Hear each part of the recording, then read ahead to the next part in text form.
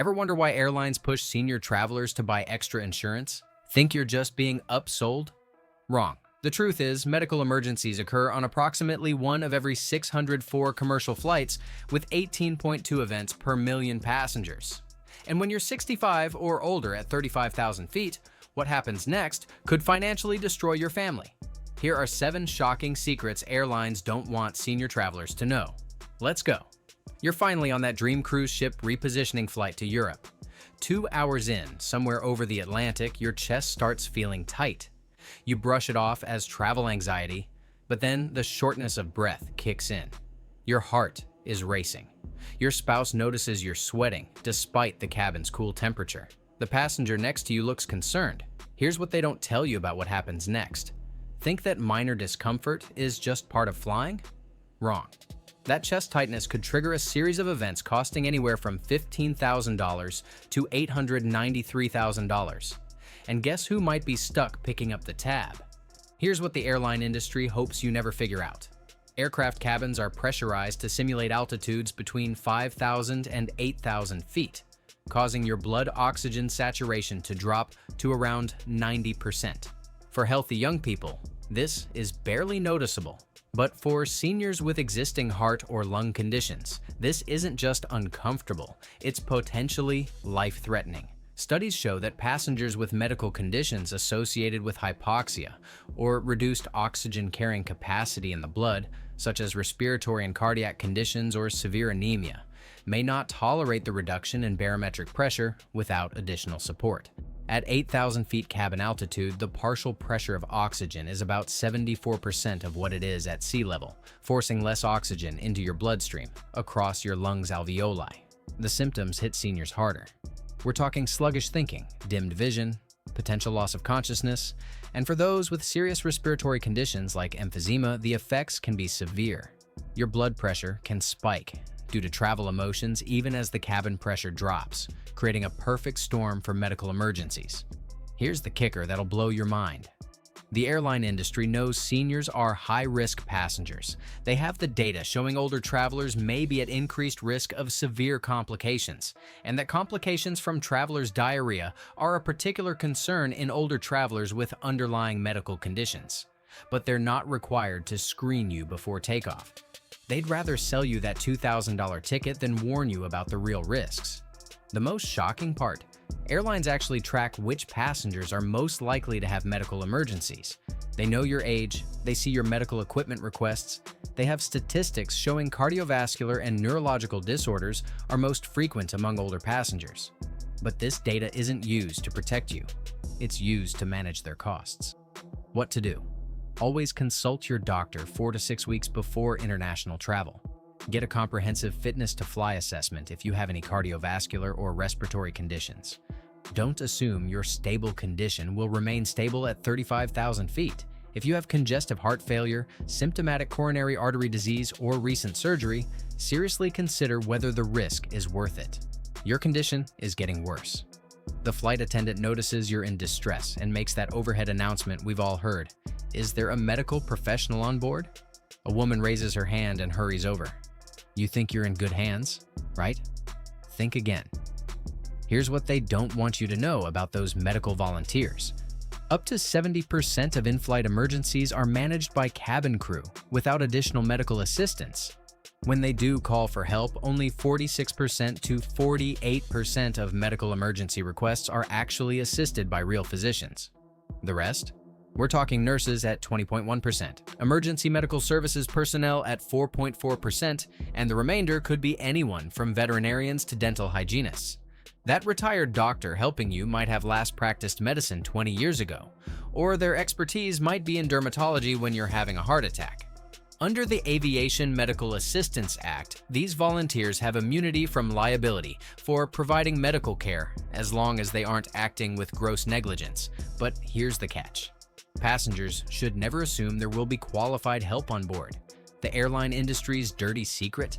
They're actually hoping that volunteer will stabilize you just enough to avoid an expensive diversion. Flight attendants are trained to manage 70% of medical emergencies without outside help, and the whole The airline industry's dirty secret? They're actually hoping that volunteer will stabilize you just enough to avoid an expensive diversion. Flight attendants are trained to manage 70% of medical emergencies without outside help, and the whole system is designed to keep that plane in the air. But it gets worse. These volunteers are working in what experts call a medically austere environment, with limited space, equipment, and no access to your medical history. They're making critical decisions about your life with basic first aid supplies and whatever's in the emergency medical kit, which varies by airline and might not have what you actually need. The most shocking part, research suggests that diversions occur only about 4% of the time despite the frequency of medical emergencies. Airlines are financially incentivized to keep flying, even when you're in serious distress. That volunteer is under subtle pressure to declare you stable enough to continue, whether that's true or not. What to do? If you have a serious medical condition, never travel alone. Always have a companion who can advocate aggressively for you. Don't be polite about demanding the flight crew contact ground-based medical consultants who can provide expert guidance. Know that you have the right to refuse treatment from unqualified volunteers. 20 minutes have passed. Your chest pain is getting worse, and you're starting to feel nauseous. The volunteer says you need immediate medical attention. The flight attendant talks to the pilot about diverting to the nearest airport. You assume they'll land immediately to save your life. Wrong. Here's the truth about diversion decisions that airlines hope you never learn. During one major airline's 5-year study period, there were 220 diversions, but only 41.4% of those decisions were made by pilots or onboard medical personnel.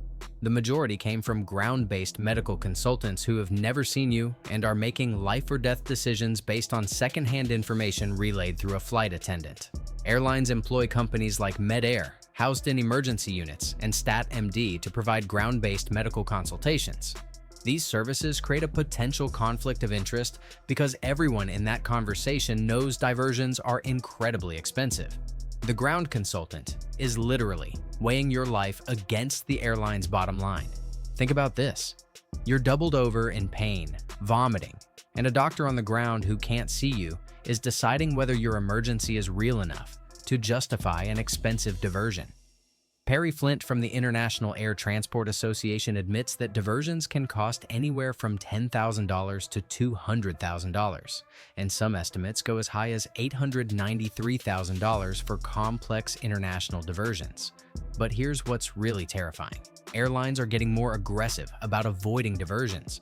During the study period, when telemedicine contact decreased, diversions actually increased, proving that ground consultants are actively discouraging emergency landings to save money. Your life is literally being evaluated on a cost-benefit analysis.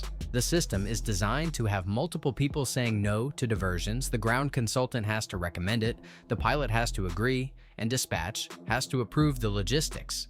Any one of them can veto your emergency landing, and guess what influences their decision? Money. What to do? Know your rights and be aggressive about asserting them.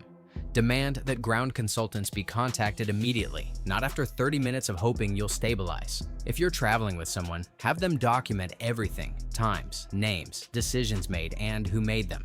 This could be crucial evidence if you need to sue later. Don't let them brush off your symptoms. After 45 minutes of debate, the pilot finally agrees to divert to a small airport in a country where you don't speak the language. You're rushed to a hospital where no one understands your medical history. The bills start piling up immediately. Here's what's really terrifying about international medical emergencies. Medicare and domestic healthcare plans do not cover overseas medical treatment, period. Your insurance that works perfectly at home becomes worthless the moment you land in a foreign country. Senior citizens leave their medical coverage behind when they travel internationally, and the industry hopes you don't realize this until it's too late. Here's how bad it gets. Travelers are usually responsible for paying hospital and other medical expenses out of pocket at most destinations and must be prepared to pay before care is even received. That's right, some foreign hospitals demand payment upfront before they'll treat your heart attack. Emergency medical costs overseas can destroy your retirement savings. A heart attack in Europe can cost $50,000 to $100,000. A stroke requiring air medical evacuation back to the US can cost $250,000 to $500,000. A medical emergency requiring intensive care in a remote location can easily hit $1 million when you factor in specialized evacuation aircraft. The insurance industry's secret weapon against seniors? Age discrimination built right into the pricing. Travel insurance for seniors costs between 4% and 10% of your total trip expenses, with seniors automatically paying on the higher end due to increased risk. A 65-year-old traveler gets quoted rates of about 7.3% compared to 4.4% for a 30-year-old taking the identical trip. But here's the real kicker. Many travel insurance policies have age limits. Coverage amounts decrease significantly after age 70, and some insurers won't cover travelers over 80 at all. The maximum coverage available is inversely proportional to your age, meaning when you need it most, you can get it least. The most shocking part? Standard travel insurance policies won't cover pre-existing conditions unless you meet very specific criteria. If you file a claim, insurance companies will look back 60 to 180 days before you enroll to scrutinize any changes in your medical status. Any undisclosed condition can void your entire policy, leaving you with massive bills. What to do? Buy comprehensive travel medical insurance with at least $100,000 in emergency medical coverage and $250,000 in evacuation coverage before you turn 70. If you're older or have health issues, look for specialized senior travel insurance. Never travel internationally without coverage, and read the fine print about pre-existing conditions. Your emergency treatment is over, but now comes the financial nightmare that could last years. The foreign hospital wants full payment before you can leave. Your travel insurance company is investigating your claim. The airline is reviewing whether to bill you for the diversion costs. Here's the devastating truth about post-emergency consequences. While airlines typically absorb diversion costs for legitimate medical emergencies, some are starting to push back when they suspect the emergency wasn't genuine.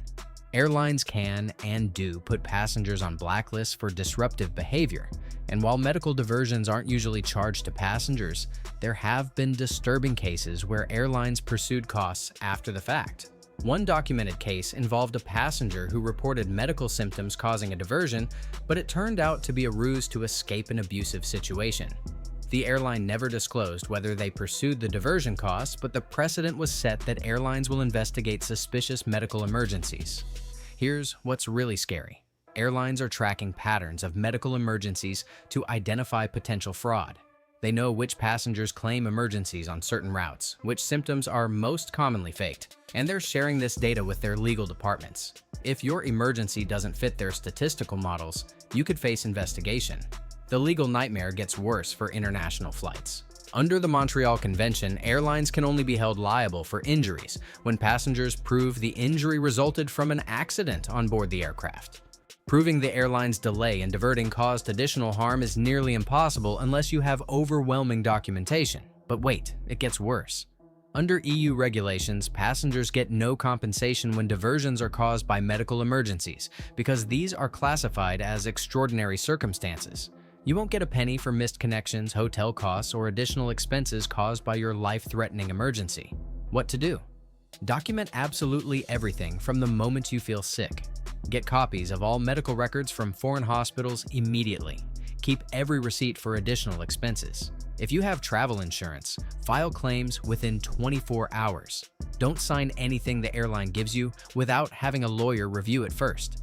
You think the nightmare ends when you get home and recover? Wrong. Now you're dealing with insurance companies denying claims, foreign hospitals demanding payment, and potential legal battles that could drag on for years. Here's what they really don't want you to know about the aftermath. Insurance companies have entire departments dedicated to denying senior travel medical claims. They'll scrutinize every detail looking for reasons to avoid paying. Did you fail to disclose that you take blood pressure medication? Claim denied. Did your doctor change your prescription 6 months ago? Pre-existing condition? Claim denied. The appeals process is designed to wear you down. Most seniors give up after the first denial, which insurance companies count on. They know you're dealing with health issues and don't have the energy to fight a bureaucratic battle that could take months or years. Here's the industry's dirtiest secret. Travel insurance companies work with airlines to minimize payouts. They share data about which medical emergencies are most commonly claimed, which helps airlines develop protocols to avoid diversions. Your emergency becomes a data point in their cost reduction algorithms. For domestic flights, you can bring lawsuits against airlines in state or federal court, but proving negligence in medical emergency cases is incredibly difficult. Airlines have teams of lawyers specialized in defending these cases, and they know most seniors can't afford to fight them in court. The psychological toll is devastating. Seniors who survive medical emergencies while traveling often develop severe anxiety about future travel. Many become homebound, afraid to venture far from their familiar medical providers. The industry counts on this, knowing that traumatized seniors won't file complaints or pursue legal action. What to do? Work with travel insurance specialists who understand senior travelers' needs specifically. Consider hiring a public adjuster to fight insurance denials. Join travel insurance support groups online where seniors share experiences and strategies. Don't give up after the first denial. Statistically, appeals have higher success rates. Here's the final secret that'll shock you the most. Airlines are using artificial intelligence and big data to predict which senior passengers are most likely to have medical emergencies, and they're adjusting everything from seating assignments to crew training based on this data. The four most common categories of medical conditions during flight are syncope, gastrointestinal events, respiratory and neurological diagnostic groups, with cardiovascular and neurological disorders being most frequent among older passengers. Airlines know this data better than your own doctor. They're tracking which routes have the highest senior medical emergency rates, which times of day are riskiest, and which passenger demographics are most problematic. Flight crews receive different training based on the statistical likelihood of medical emergencies on their routes. But here's what's truly disturbing. This data isn't being used to better protect senior passengers. It's being used to minimize airline costs. Routes with high medical emergency rates get crews trained in diversion avoidance techniques. Flights with many senior passengers get extra supplies and medical kits, not for your safety, but to treat you on board instead of diverting. Airlines know that passengers with existing health issues like high blood pressure, diabetes, or recent surgery will find those problems exacerbated at altitude. They have detailed statistics showing exactly how cabin pressure affects different medical conditions. But they're not sharing this information with passengers who could benefit from knowing the risks. The death rate among all patients with in-flight medical emergencies is 0.3%, but for seniors with pre-existing conditions, the risks are significantly higher. Airlines have this data broken down by age group, medical condition, and flight duration, but it's treated as proprietary business intelligence, not public health information. The most shocking part?